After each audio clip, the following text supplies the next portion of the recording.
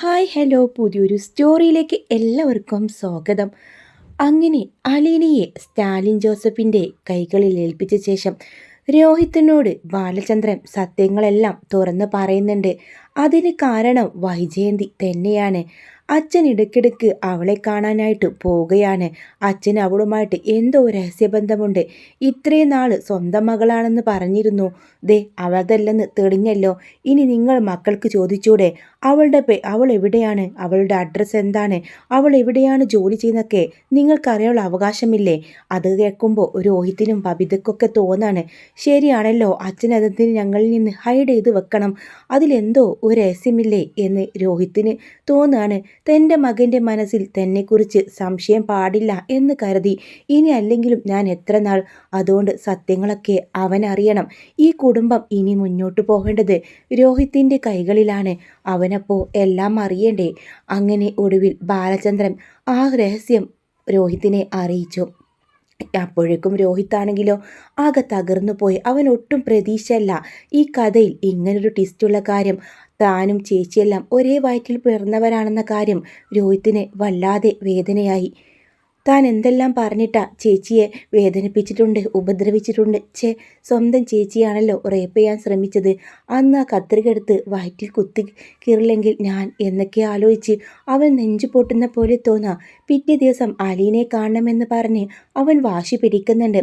അങ്ങനെ അലീനക്കരിയിൽ പോയി 2 ദിവസം നിന്നിട്ടാണ് രോഹിത് തിരികെ വരുന്നത്. അതോടുകൂടെ വൈജന്തിക്ക് കലി കയറാണ്. ഇപ്പോൾ അച്ഛൻ്റെ അതേ പാതയിലാണ് മോനും. അവളെ കാണാതിരിക്കാൻ നിനക്ക് പറ്റുന്നില്ല അല്ലേടാ? എന്ത് കാണിച്ചാ അവളൊക്കെ നിന്നെ മയക്കിയിരുത്? ആണുങ്ങളെ മയക്കെടുക്കാൻ പറ്റി ഇതിലും നല്ലൊരു സാധനം വേറെ ഞാൻ കണ്ടിട്ടില്ല. വൃത്തികെട്ടവൾ. അതെങ്ങനെയാ? സ്വന്തം അമ്മയുടെ സ്വഭാവമല്ലേ കാണിക്കൂ? ഏതോ ഒരു സ്ത്രീ പിഴച്ച് പ്രസവിച്ച് ഉപേക്ഷിച്ച് പോയവളല്ലേ, അപ്പോൾ ആ സ്വഭാവം കാണിക്കും. ആ, അത് ശരിയാണ്. ആ സ്ത്രീയുടെ സ്വഭാവം തന്നെയായിരിക്കും അല്ലേ ചേച്ചി കാണിക്കുന്നത്. അല്ല, അമ്മ എന്തിനാ ഇങ്ങനെയൊക്കെ പറയുന്നത്? അമ്മ വിവാഹത്തിന് മുമ്പ് പ്രസവിച്ചെന്നോ അച്ഛന് മകളുണ്ടോയെന്നും എനിക്കറിയത്തില്ല. അമ്മ ഇനിയിങ്ങനെ നാവിനെല്ലില്ലെന്ന് കരുതി ഓരോ കാര്യങ്ങൾ പറയണ്ട. രോഹിത് ദേഷ്യം പിടിച്ച് വൈജയുടെ മുഖത്ത് നോക്കി പറഞ്ഞ് സ്റ്റെയർ കേസ് കയറി പോകുന്നുണ്ട്. അത് വൈജയുടെ മനസ്സിൽ കൊള്ളുകയും ചെയ്യാണ്. വൈജയുടെ കണ്ണിൽ ഇരുട്ട് കയറുന്ന പോലെ തോന്നാം. എന്തുകൊണ്ടാ അവൻ അങ്ങനെയൊക്കെ സംസാരിക്കുന്നത്? ഇനി അവൻക്കും അവൻ്റെ അച്ഛനും എന്തെങ്കിലും സൂചന? ഒരു സാധ്യതയില്ല. 24 വർഷങ്ങൾക്ക് മുമ്പേ ഞാനൊരു പെൺകുഞ്ഞെ പ്രസവിച്ചത് ആർക്കും അറിയില്ല. അറിയുന്നവരൊക്കെ മരിച്ചുപോയി. ഇനിയുള്ളത് ഗംഗേട്ടനും മാലതി ചേച്ചിയും ശിവേട്ടനുമാണ്. അവർ ഒരിക്കലും ഈ രഹസ്യം ബാലചന്ദ്രൻ മേനോനോടോ രോഹിത്തിനോട് പറയാൻ ഇടയില്ല. ആ സമയത്ത് വൈജയന്തി റൂമിലേക്ക് പോകുന്നുണ്ട്. അന്നേരം അവളുടെ മനസ്സിലാണെങ്കിലോ ഈ ഒരു ചിന്തയാണ്. ആഗ്രയിലെ ആ ഒരു വാടക വീട്ടിലും 8-9 മാസമായപ്പോൾ സ്റ്റാലിൻ ജോസഫ് തൻ്റെ മടിയിൽ തലവെച്ച് കിടക്കുകയും തൻ്റെ വയറ്റിലുള്ളത് പെൺകുഞ്ഞോ ആൺകുഞ്ഞോ എന്ന സംശയം പറഞ്ഞ് കളിതമാശകൾ പറഞ്ഞതെല്ലാം അവളുടെ മനസ്സിലോട്ട് ഓടിയെത്തി. എന്നാൽ ബബിത വിളിക്കുമ്പോഴാണ് വൈജയന്തിയുടെ സകല ബോധം തെളിയുന്നത് കേട്ടോ. അങ്ങനെ വൈജയന്തി രോഹിത്തിൻ്റെ റൂമിലേക്ക് ചെന്ന് രോഹിത്തിനോട് ചോദിക്കുന്നുണ്ട്, അല്ല രോഹിത്തെ, നീ നേരത്തെ പറഞ്ഞതിൻ്റെ അർത്ഥം എന്താ? അമ്മ ഈ കാര്യം ഇപ്പോഴും വിട്ടില്ലേ? അമ്മേൻ്റെ വായിൽ കൈയിട്ടിളക്കിയാൽ പിന്നെ ഞാൻ എന്താ പറയേണ്ടത്? ഞാൻ അപ്പോൾ വെറുതെ പറഞ്ഞതാ എന്ന് പറഞ്ഞ് രോഹിത്ത് ഒഴിഞ്ഞു മാറുകയാണ്. അങ്ങനെ ഇരിക്കെയാണ് ബാലചന്ദ്രൻ മേനോന് അസഹനീയമായ നെഞ്ചുവേദന അനുഭവപ്പെടുക കേട്ടോ. എന്നാൽ ആ ഹോസ്പിറ്റലിലേക്ക് പോവാമെന്ന് മക്കൾ നിർബന്ധിച്ചെങ്കിലും ബാലചന്ദ്രൻ വിസമ്മതിക്കാണ്. വേണ്ട, എനിക്ക് ഹോസ്പിറ്റലിലേക്കും എവിടെയും പോവേണ്ട. അതിനു മുമ്പ് എനിക്ക് കുറച്ച് കാര്യങ്ങൾ ചെയ്യാനും. ഹോസ്പിറ്റലിൽ പോയാൽ അവർ ICUവിൽ കയറ്റും. പിന്നെ എനിക്ക് ഒരിടത്തേക്കും പോകാൻ പറ്റില്ല. അച്ഛ, എന്തായത്? ഇങ്ങനെ വയ്യാതെ എങ്ങനെ ഹോസ്പിറ്റലിൽ പോവാതിരിക്കും? അച്ഛന് ചെയ്യേണ്ട കാര്യങ്ങൾ പോലും ചെയ്യണമെങ്കിൽ അച്ഛന് ആരോഗ്യം വേണ്ടേ? അച്ഛൻ ഇതേ വന്നേ എന്ന് പറഞ്ഞ് നിർബന്ധിച്ച് രോഹിത്തും ബബിതയെല്ലാം കൂടെ ചേർന്ന് ഹോസ്പിറ്റലിൽ എത്തിക്കുന്നുണ്ട്. അപ്പോഴേക്കും ബാലചന്ദ്രൻ്റെ ബോധം പോയി കഴിഞ്ഞിട്ടുണ്ടാവും. എന്നാൽ ഡോക്ടർമാർ തീർപ്പെടുത്താൻ ഇനിയൊരു ഓപ്പറേഷത്തിനൊന്നും സാധ്യതയില്ല. ആൾക്ക് ദിവസങ്ങൾ എണ്ണപ്പെട്ടു. അച്ഛനെ കൂടുതൽ ടെൻഷൻ കൊടുക്കരുത്, അധികം ആയുസില്ല. ബാലചന്ദ്രനും അത് ബോധ്യപ്പെട്ട് കഴിഞ്ഞിരുന്നു. ഇനി തനിക്ക് അധികം ആയുസില്ല, തൻ്റെ ദിവസങ്ങൾ എണ്ണപ്പെട്ടു. ഇന്നയോ നാളെയോ നിലച്ചു പോകുന്ന ഒരു ഹൃദയം അയാളുടെ കൺകോണിൽ നിന്ന് ഒരിറ്റി കണ്ണുനീർ പുറത്തേക്ക് വന്നു. എന്തെല്ലാം വായിച്ച് വല്ലാത്ത ഒരു സങ്കടം. താൻ ഒരുപാട് സ്നേഹിച്ച് 23 വർഷം കൂടെ ജീവിച്ച തൻ്റെ ഭാര്യ ഇന്നേ വരെ തന്നോട് ആത്മാർത്ഥയും സ്നേഹം കാണിച്ചില്ല. അവളോട് ഈ അവസാന നിമിഷമെങ്കിലും സത്യം തുറന്ന് പറയണം. തൻ്റെ വിജയമാണിവിടെ. എന്നിട്ട് ബാലചന്ദ്രൻ മരിച്ചാലും യാതൊരു പ്രശ്നവുമില്ല. അങ്ങനെ ബാലചന്ദ്രൻ അവിടെ നിന്ന് എണീക്കുന്നത് കാണുമ്പോൾ ഡോക്ടർ ചോദിക്കുന്നുണ്ട്, എന്താ ബാലചന്ദ്ര ഇത്, എവിടെ കിടക്ക്? രോഗിയാണ്. എന്തായാലും ഡോക്ടറെ, ഞാൻ മരിക്കുമെന്ന് നിങ്ങളെല്ലാം തീർപ്പെഴുതി. പിന്നെ ഞാനെന്തിനാണ് ഇവിടെ കിടക്കുന്നത്? എൻ്റെ ജീവനുമെല്ലാം മിച്ചവും കിട്ടുമോ ഇവിടെ കിടന്നാൽ? ഇല്ലല്ലോ, എനിക്ക് ഇപ്പം തന്നെ പോവണം, അല്ലെങ്കിൽ ഞാൻ ഇവിടുന്ന് ഇറങ്ങി ഓടും. അങ്ങനെ ബാലചന്ദ്രൻ വാശി പിടിക്കാട്ടോ. അവശനിലായി കണ്ടിരുന്നു. ആ സമയത്ത് വൈജ വന്ന് എന്തായി കാണിക്കുന്നത്? നിങ്ങൾക്ക് തീരെ ഇതിലെ ഹോസ്പിറ്റലാണിത്, ഇവിടെ കിടക്കൂ. ഞാൻ ജീവിച്ചിരുന്നിട്ട് ആർക്കാ ലാഭം? ആർക്കുണ്ടോ? നിനക്കുണ്ടോ വൈജയെ? ഞാൻ ജീവിക്കണമെന്നോ ഞാൻ ആയുസോടെ ഇരിക്കണമെന്നോ നിനക്ക് വല്ല വിചാരമുണ്ടോ? അതുണ്ടാവില്ലല്ലോ. നീ എന്നെ സ്നേഹിച്ചിരുന്നെന്ന് പറഞ്ഞതെല്ലാം പച്ച കള്ളമല്ലേ? നീ എപ്പോഴെങ്കിലും വൈജയെ എന്നെ സ്നേഹിച്ചിട്ടുണ്ടോ എന്ന് ബാലചന്ദ്രൻ ചോദിക്കുന്നുണ്ട്. അന്നേരത്ത് ആ ചോദ്യം വൈജയുടെ മനസ്സിൽ തറച്ച പോലെ കണ്ണുകൾ നിറയാണ്. ശരിയാണ്, ഇന്നേ വരെ ബാലചന്ദ്രനെ ഞാൻ സ്നേഹം നടിക്കാന്നല്ലാതെ ആത്മാർത്ഥമായി സ്നേഹിച്ചിട്ടുണ്ടോയെന്ന് അവളുടെ മനസ്സിൽ ചോദിക്കാട്ടോ. സ്നേഹിച്ചിട്ടുണ്ട്, പക്ഷേ അത് പ്രകടിപ്പിച്ചിട്ടില്ല. ഒരുപാട് മുറിവുകൾ തൻ്റെ മനസ്സിലുണ്ടായിട്ടുണ്ട്. അത്രമാത്രം ആത്മാർത്ഥമായി സ്നേഹിച്ച പുരുഷൻ തന്നെ ഉപേക്ഷിച്ചതിലും ആ ഒരു സങ്കടമായിരിക്കും വൈജയുടെ ഉള്ളിൽ. വൈജ ഒറ്റയ്ക്കിരുന്ന് ആലോചിക്കുക. ബാലചന്ദ്രൻ ഇന്ന് ചോദിച്ച ചോദ്യത്തിന് ഉത്തരം തനിക്കല്ലേ? താൻ എന്തുകൊണ്ടാണ് ബാലചന്ദ്രനെ സ്നേഹിക്കാൻ കഴിയാനത്? തൻ്റെ 3 മക്കളുടെ അച്ഛനല്ലേ? ഇന്നേ വരെ ആ മനുഷ്യൻ തന്നോട് ഒരു മറുത്ത വാക്ക് പറഞ്ഞിട്ടില്ല. അലീന വന്നതിന് ശേഷം പിന്നീട് ഒരിക്കലും ശബ്ദമുയർത്തി സംസാരിക്കാനൊക്കെ തുടങ്ങിയത്. അതുവരെ തൻ്റെ എല്ലാ ആഗ്രഹങ്ങളും സാധിപ്പിച്ചു തന്നു. തൻ്റെ എല്ലാ വാശിക്കും കൂട്ടുനിന്ന ആളാണ്. അങ്ങനെ ബാലചന്ദ്രൻ്റെ റൂമിലേക്ക് വൈജയന്തി പോകുന്നുണ്ട്. ബാലചന്ദ്രൻ അവളെ കണ്ടതും തല തിരിച്ച് നോക്കുകയാണ്. നിന്നെ വിളിപ്പിക്കാനിരിക്കായിരുന്നു. എനിക്ക് നിന്നോട് ഒരു കാര്യം പറയാനുണ്ട്. എന്നെയോ? അലീനയല്ലേ വിളിക്കണത്? അവളാണല്ലോ ഓടിയെത്തേണ്ടതും നിങ്ങളെ നോക്കേണ്ടതും. അവൾ വരും. അവൾ എൻ്റെ മകളുടെ സ്ഥാനത്താണ്. അതൊക്കെ ബാലചന്ദ്രൻ ചുമ്മാ പറയുന്നതാ. നിങ്ങൾ അവളെ രഹസ്യമായി എവിടെയോ പാർപ്പിച്ചതാ. ഇടയ്ക്കിടയ്ക്ക് നിങ്ങൾ അവിടെ അടുത്തേക്ക് പോകുന്നുണ്ട്. മധ്യവയസ്കയ ഭാര്യയെക്കാളെ ഇഷ്ടം നിങ്ങൾക്ക് ചെറുപ്പക്കാരിയായ പെണ്ണുങ്ങളോടായിരിക്കും. തൊലിവെളുപ്പും ഉണ്ടല്ലോ. ഏതോ ഒരു സ്ത്രീ പിഴച്ച് പ്രസവിച്ചതിൻ്റെ ഗുണം അവളും കാണിക്കാതിരിക്കോ? അവൾ എന്നാണാവോ പിഴച്ച് പ്രസവിക്കുന്നത്? നിർത്തടി. നിന്നോട് അല്പം താഴ്ന്നു സംസാരിച്ചപ്പോഴേക്കും നീ തലയിൽ കയറാണോ?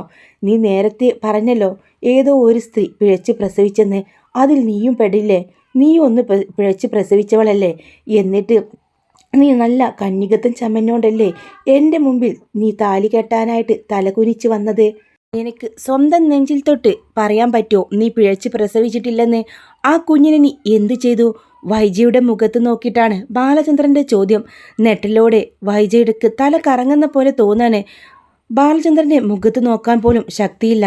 എന്നിട്ട് നീ എത്ര മാന്യമായിട്ടാണ് 23 വർഷക്കാലം എൻ്റെ കൂടെ ജീവിച്ചത്. നീ അത്രയും പതിവ്രത ചമഞ്ഞു. നീ എത്ര അഹങ്കാരത്തോടു കൂടെയാണ്. നിന്റെ സ്ഥാനത്ത് മറ്റൊരു സ്ത്രീയായിരുന്നെങ്കിൽ എൻ്റെ കാലിൽ പൂവിട്ട് പൂജിക്കുമായിരുന്നില്ലേ? അല്പം സ്നേഹം നീ എന്നോട് പ്രകടിപ്പിച്ചിട്ടുണ്ടോ?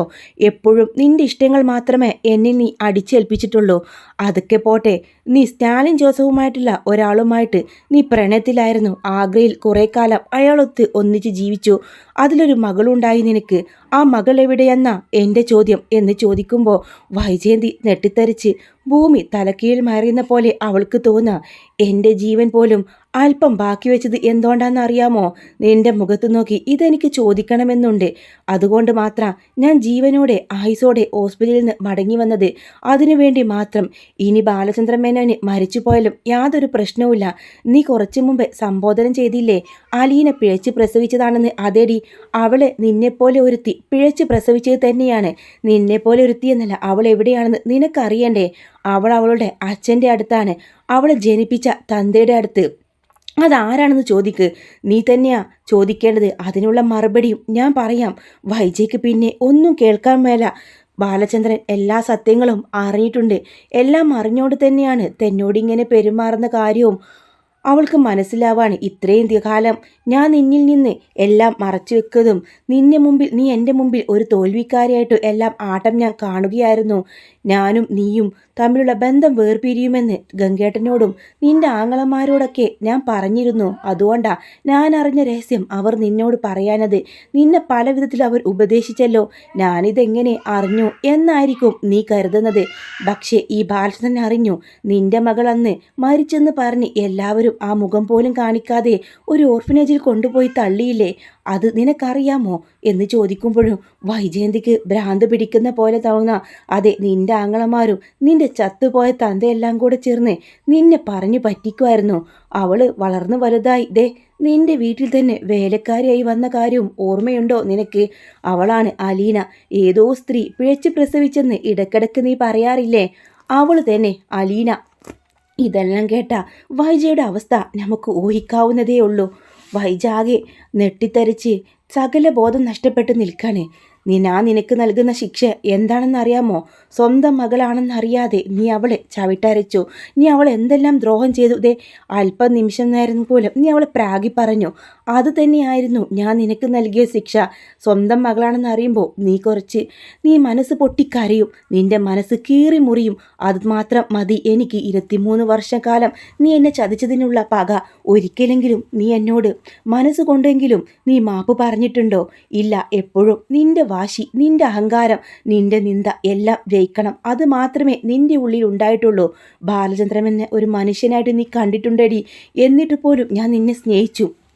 ഞാൻ എൻ്റെ ഭാര്യയെ മക്കളെയും വേണ്ടി ഞാൻ ഇത്രയും കാലം ജീവിച്ചു. നീ എന്നെ ചതിച്ചു എന്നറിഞ്ഞ നിമിഷം മുതൽ ബാലചന്ദ്രൻ ആകെ മാറി. നിന്നെ ഞാൻ വെറുത്തു. ഒരിക്കലും നിനക്കെൻ്റെ മുന്നിൽ മാപ്പില്ല. നിന്റെ മകളാണ് അലീന. ഇനി ഒരക്ഷരം എന്നോട് ചോദിക്കേണ്ട. ബാക്കി കഥകൾ നിന്റെ ആങ്ങളമാർക്കെല്ലാം അറിയാം. വൈജയ്ക്ക് ഇത് ഉൾക്കൊള്ളാനാവുന്നില്ല. വൈജ പുറത്തേക്ക് പാഞ്ഞു. അവൾ റൂമിൽ കയറി ഡ്രസ് ചേഞ്ച് ചെയ്ത് കാറെടുത്ത് നേരെ പോയത് ശിവേട്ടൻ്റെ അടുത്തേക്കാണ്. ഗംഗേട്ടനോടും കാര്യങ്ങൾ അറിയണം. ശിവൻ്റെ മുമ്പിൽ ചെന്ന് അവൾ ചോദിക്കുന്നുണ്ട്, എനിക്കൊരു കാര്യം അറിയണം. അന്ന് ഞാൻ പ്രസവിച്ച എൻ്റെ മകൾ എവിടെ? ഒരലർച്ചയായിരുന്നു. എന്താ വൈജയ നീ പറയുന്നത്? നിന്റെ മകളോ? അതെ, ഞാൻ പ്രസവിച്ച എൻ്റെ മകൾ എവിടെ? അന്ന് ചാപ്പിള്ളയാണെന്ന് പറഞ്ഞ് നിങ്ങൾ എല്ലാവരും കൂടെ ചേർന്ന് ഒരു ഓർഫനേജിലാക്കിയില്ലേ? വൈജയ്, ഞങ്ങൾ പറഞ്ഞ സമാധാനത്തോടെ കേക്ക്. ഗംഗേട്ടനും അന്നേരം അവിടെയുള്ള കാര്യം അപ്പോഴാണ് കേട്ടോ വൈജയ് അറിയുന്നത്. ഓഹോ, ഗംഗേട്ടനും ഇവിടെ വന്ന് ഒളിച്ചിരിക്കുകയാണോ? ഞാൻ ബാലചന്ദ്രൻ ഹോസ്പിറ്റലാണെന്ന വിവരം കേട്ടപ്പോൾ അവൻ കുറച്ച് സീരിയസ് ആണെന്ന് കേട്ടപ്പോൾ വന്നതാണ്. ഓ, എന്നാലേ ഒരു കാര്യം എനിക്ക് മുഖത്ത് നോക്കി ചോദിക്കണം. അന്ന് 23 വർഷങ്ങൾക്ക് മുമ്പ് ഞാൻ പ്രസവിച്ച കുഞ്ഞെവിടെ? അന്ന് അത് ചാപ്പിള്ളയാണെന്ന് പറഞ്ഞ് നിങ്ങളെല്ലാവരും കൂടെ ചേർന്ന് എന്നെ പറഞ്ഞു പറ്റിച്ചു. ആ കുഞ്ഞ് അലീനയാണോ? ആ ചോദ്യം കേട്ടതും ഗംഗാധരനും ശിവശങ്കരനും ഒരേപോലെ നടുങ്ങുന്നുണ്ട്. സത്യങ്ങളൊക്കെ അറിഞ്ഞിട്ടാ ഞാൻ വന്നത്. ബാലചന്ദ്രൻ എല്ലാ സത്യങ്ങളും അവളെ അറിയിച്ചു എന്ന സത്യവും മനസ്സിലാവാണ്. വൈജയ്, ഞങ്ങൾ പറയുന്നത് നീ കേൾക്കണം. നീ ചിന്തിച്ച് പ്രവർത്തിക്കണം. ഇല്ല, എനിക്കൊന്നും കേൾക്കേണ്ട. എൻ്റെ മകളെ എൻ്റെ മുമ്പിലിട്ടിട്ട് ഞാൻ എത്രമാത്രം അവൾ വീണ്ടും അവിടെ ഒന്നും പൊട്ടിത്തെറിക്കാതെ ഒന്ന് പൊട്ടിക്കരയാതെ വൈജ നേരെ വീണ്ടും കാറെടുത്ത് വീട്ടിലേക്ക് പോകുന്നുണ്ട്. അന്നേരം ബാലചന്ദ്രൻ അവിടെ ഉണ്ടായിരിക്കില്ല. ഈ ഒരു അവസ്ഥയിൽ ബാലചന്ദ്രൻ എവിടെ പോയിരിക്കും എന്നവൾ ചിന്തിക്കുക പോലും ചെയ്യാതെ റൂമിൽ കയറി വാതിലടക്കുന്നുണ്ട്. അവൾക്ക് ഭ്രാന്ത് പിടിക്കുന്ന പോലെ തോന്നാം. അലീന വീട്ടിലേക്ക് വന്നത് മുതൽ കാരണമില്ലാതെ അവൾ ഒരു ശത്രുവിനെ പോലെയാണ് വൈജയന്തി കണ്ടിട്ടുള്ളത്. ഒരിക്കലും സ്നേഹത്തോടൊരു വാക്ക്, എന്തിന് ഒരു വേലക്കാരുടെ സ്ഥാനത്ത് പോലും അവളെ കണ്ടില്ലായിരുന്നു. തൻ്റെ മക്കൾക്ക് വേണ്ടി അവൾ എന്തെല്ലാം ചെയ്തു. തൻ്റെ കുടുംബം പിടിച്ചു നിൽക്കാൻ വേണ്ടി അവൾ എന്തെല്ലാം ചെയ്തു. അവൾ എൻ്റെ മകളാണെന്ന് ബാലചന്ദ്രൻ എങ്ങനെ അറിഞ്ഞു? ഇതെല്ലാം അവളുടെ മനസ്സിൽ ചോദ്യചിഹ്നങ്ങളായി നിന്നു. ഇല്ല, അലീന അവൾ എൻ്റെ പൊന്നു മോളാണോ? അവളെ കാണാൻ ആഗ്രഹിച്ചതോളം മറ്റൊരു മക്കളെയും ഞാൻ കാണാൻ ആഗ്രഹിച്ചിട്ടില്ല. ഞാൻ അവളോട് മുമ്പിൽ പോലും മാപ്പ് പറയാൻ പോലും എനിക്ക് അർഹതയില്ല. അവളുടെ അച്ഛൻ സ്റ്റാലിൻ ജോസഫിൻ്റെ അടുത്താണെന്ന് പറഞ്ഞു. പക്ഷേ ഈ വൈജയ്ക്കിനി ഈ ഭൂമിയിൽ ജീവിച്ചിരിക്കാം യാതൊരു അർഹതയില്ല. മോളെ മാപ്പ്. അങ്ങനെയും പറഞ്ഞുകൊണ്ട് കത്തെല്ലാം എഴുതി വെച്ച് വൈജ സാരി ഇങ്ങനെ ഫാനിൽ കുരുക്കാട്ടോ. വൈജ തീ പാർന്ന പോലെ തിരിച്ചു വന്നതും ശിവനോട് ഗംഗാധരൻ പറയുന്നുണ്ട്, അവൾ എന്തെങ്കിലും കടുങ്ങായി ചെയ്യും. ഒന്നല്ലെങ്കിൽ എല്ലാം തടിച്ചമർത്തും, അല്ലെങ്കിൽ അവളിപ്പോൾ ആകെ പൊട്ടി നിൽക്കാം. ശിവ വാ, നമുക്ക് പോയി നോക്കാം. അങ്ങനെ ഗംഗാധര മേനോനും ശിവനും കൂടെ അവളുടെ പുറകെ പോയിട്ടുണ്ടോ. ഭാഗ്യത്തിന് കാറ് അവിടെ നെടുമ്പുരക്കൽ തന്നെ ഉണ്ടാവും. അങ്ങനെ അവർ ആണെങ്കിലും അകത്തെല്ലാം നോക്കുന്നുണ്ടെങ്കിലും വൈജയെ അവിടെ ഒന്നും കാണുന്നില്ല. ഡോറ് ലോക്കായിരിക്കും കേട്ടോ. അപ്പോഴേക്കും കുട്ടികൾ സ്കൂളിൽ നിന്നും കോളേജിൽ നിന്നും വന്നിട്ടുണ്ടാവും. അവരാണെങ്കിലോ അമ്മയെക്കുറിച്ചൊക്കെ നോക്കുന്നുണ്ട്. അമ്മ എവിടെ? അച്ഛനെയും കാണുന്നില്ലല്ലോ. അങ്ങനെ ഡോറ് അകത്തേക്ക് കൂട്ടിയിട്ടാണ് വൈജ ഈ ഒരു തൂങ്ങി മരിക്കുക, ആത്മഹത്യ ചെയ്യാനായിട്ട് നിൽക്കാം കേട്ടോ. അങ്ങനെ വൈജ ആക്ക് ചെയ്യുന്ന സമയത്ത് ഇവർ ഡോറ് അടിച്ചു പൊളിക്കുന്നുണ്ട്. അങ്ങനെ റൂമിൽ കയറിയ ഗംഗേട്ടനും ശിവനും ബബിതയും രോഹിത്തെല്ലാം ആ കാഴ്ച കണ്ട് നെട്ടി നടുങ്ങി നിറക്കാണ്. വൈജെ, നീ എന്തായി കാണിക്കുന്നതെന്ന് ചോദിച്ചുകൊണ്ട് അവരാ ഫാനിലേക്ക് കുരുക്ക് അയച്ചു മാറ്റുന്നുണ്ട് കേട്ടാ. പാതി ജീവനോടെ താഴേക്ക് വീഴാണ് വൈജ. വൈജയുടെ കണ്ണുകൾ ബോധം മറയുന്നുണ്ട്. പെട്ടെന്ന് തന്നെ അവർ ഹോസ്പിറ്റലിൽ എത്തിക്കുന്നുണ്ട് കേട്ടോ. ബാലചന്ദ്ര വിവരം അറിഞ്ഞ് ഹോസ്പിറ്റലിലേക്ക് വരികയാണ്. ബാലചന്ദ്ര അവളോടെല്ലാം തുറന്ന് പറയുന്നതിന് മുമ്പേ ഞങ്ങളുടെ ഒരു വാക്ക്. ആ സമയം ബാലചന്ദ്രൻ അവരെ ഒന്ന് അപേക്ഷ രൂപത്തിൽ നോക്കുന്നല്ലാതെ മറുപടി പറയുന്നില്ല. അങ്ങനെ വൈജയാണെങ്കിലോ ഹോസ്പിറ്റൽ ICUവിലായിരിക്കും. വൈജയെ കാണാനായിട്ട് ബാലചന്ദ്രൻ ചെല്ലുന്നുണ്ട്. വൈജ അയാളെ ദയനീയമായി നോക്കുക. മാപ്പ് പറയാൻ പോലും അർഹതയില്ലെന്ന് എനിക്കറിയാം. എന്നാലും മാപ്പ്, എൻ്റെ ജീവൻ അങ്ങ് അവസാനിപ്പിച്ചിട്ട് എല്ലാം തീർക്കാനാണ് ഞാൻ ഉദ്ദേശിച്ചത്. പക്ഷെ ആർക്കും ഞാൻ ശല്യമാവില്ല. ആരും അറിയാത്ത ഒരു വൈജ ഉള്ളിൻ്റെ ഉള്ളിൽ ജീവിച്ചിരിക്കുന്നത് ആരും അറിഞ്ഞില്ല എന്നവൾ പറഞ്ഞ് പൊട്ടിക്കരയുന്നുണ്ട്. അങ്ങനെ വൈജയെ ഡിസ്ചാർജായി വീട്ടിലേക്ക് കൊണ്ടുവരികയാണ്. അങ്ങനെ പഴയതിലും വൈരാഗ്യം വെച്ചൊന്നും ബാലചന്ദ്രൻ പെരുമാറുന്നില്ല. ബാലചന്ദ്രൻ്റെ മുമ്പിൽ വന്ന് കാലിൽ വീണ് പൊട്ടിക്കരയുന്നുണ്ട്. എന്നോട് ക്ഷമിക്കണം, ഞാൻ തെറ്റ് ചെയ്തിട്ടുണ്ട്. അത് ബാലചന്ദ്രൻ്റെ മുമ്പിൽ തുറന്ന് പറഞ്ഞാൽ തനിക്ക് ഭയമായിരുന്നു. തനിക്കെല്ലാം നഷ്ടപ്പെടുമോ എന്ന ഭയം. എല്ലാ ആണുങ്ങളെയും വിശ്വസിക്കാൻ പാടില്ല എന്നായിരുന്നു എൻ്റെ മനസ്സിലെ ഒരിത്. എനിക്ക് പറയാൻ കഴിഞ്ഞില്ല. അതിലുപരി ഞാൻ എൻ്റെ മോളോട് ചെയ്തത്. അപ്പോഴേക്കും ബാലചന്ദ്രന് അത് മാത്രം മതിയായിരുന്നു. വൈജയുടെ മാപ്പ് പറച്ചിൽ അവളെ ചേർത്ത് പിടിച്ചുകൊണ്ട് ഇങ്ങനെ ആശ്വസിപ്പിക്കുന്നുണ്ട്. സാരമില്ല, നിൻ്റെ മോളല്ലേ, അവൾക്ക് നിന്നോട് ക്ഷമിക്കാൻ കഴിയും. ഇന്നേവരെ അവൾക്ക് നിന്നോട് യാതൊരു വെറുപ്പുമില്ല. അവൾ എപ്പോഴും പറയും അമ്മ എന്നെ മോളെ എന്ന് വിളിക്കുന്നത് കാത്തിരിക്കുകയാണ് ഞാനെന്ന്. പക്ഷേ അതിലുപരി ഞാൻ നിങ്ങളോട് ചെയ്തത്, ഞാൻ ബാലചന്ദ്രനെ ഒരിക്കൽ പോലും ഞാൻ സ്നേഹിച്ചിട്ടില്ലെന്ന് പറഞ്ഞല്ലേ, അത് അങ്ങനെ പറയുന്നത് ദൈവശിക്ഷയാവും. ഞാൻ മനസ്സുകൊണ്ട് എത്ര മാപ്പ് പറഞ്ഞിട്ടുണ്ട്, എത്ര ഞാൻ സ്നേഹിച്ചിട്ടുണ്ട്. ബാലചന്ദ്രനെ അറിയോ, ഓരോ രാത്രിയും ഞാൻ ഉറങ്ങാതെ കരഞ്ഞിട്ടുണ്ട്. ബാലചന്ദ്രൻ്റെ കാൽ വീണ് ഞാൻ മാപ്പ് പറഞ്ഞിട്ടുണ്ട്. എന്നെ എന്തിനാണ് ഇങ്ങനെ സ്നേഹിക്കുന്നത്? ഞാൻ അല്ലാതാക്കിയതായിരുന്നു എൻ്റെ ജീവിതത്തിൽ. അതൊന്നും ഞാൻ ഓർക്കാൻ പോലും ഇഷ്ടപ്പെടുന്നില്ല. എന്നെ ചതിക്കുമായിരുന്നു. നിന്നെ ചതിച്ചത് നിൻ്റെ ഏട്ടനും അച്ഛനും കൂടെയാണ്, അല്ലാതെ സ്റ്റാലിൻ ജോസഫ് അല്ല. അയാൾ ആ ദിവസങ്ങളിലെല്ലാം കോമ സ്ഥിതിയിൽ 1 വർഷത്തോളം അയാൾ ആക്സിഡൻറ്റ് സംഭവിച്ചു ഹോസ്പിറ്റലായിരുന്നു. അന്ന് 2 വീട്ടുകാരും കൂടെ ചേർന്നുണ്ടാക്കിയ കള്ളക്കഥയാണ് ആ വിവാഹമൊക്കെ. നീയും അയാളും തെറ്റിദ്ധരിപ്പിച്ചു. നീ വിവാഹം കഴിഞ്ഞു പോയെന്ന് പറഞ്ഞ് അയാളെയും തെറ്റിദ്ധരിപ്പിച്ചു. എല്ലാത്തിനും ഒരു നാടകമായി, ഒരു കഥാപാത്രമായി ഞാനെന്ന് ബാലചന്ദ്രൻ പറയുന്നുണ്ട്. അങ്ങനെ പരസ്പരം പുറത്ത് അവർ ജീവിക്കാമെന്ന് ആഗ്രഹിക്കുന്നുണ്ടെങ്കിലും ബാലചന്ദ്രൻ അന്ന് രാത്രിയോടെ ഈ ലോകത്തിൽ നിന്ന് വിട പറയുന്ന ഒരു ദയനീയ എപ്പിസോഡൊക്കെ ആട്ടോ നമുക്ക് കാണാൻ വേണ്ടി കഴിയാം. അപ്പോൾ നിങ്ങൾക്കൊരു വീഡിയോ ഇഷ്ടമാവുകയാണെങ്കിൽ ലൈക്ക് ചെയ്യാനും ചാനൽ സബ്സ്ക്രൈബ് ചെയ്ത് സപ്പോർട്ട് ചെയ്യാനും മറക്കല്ലേ.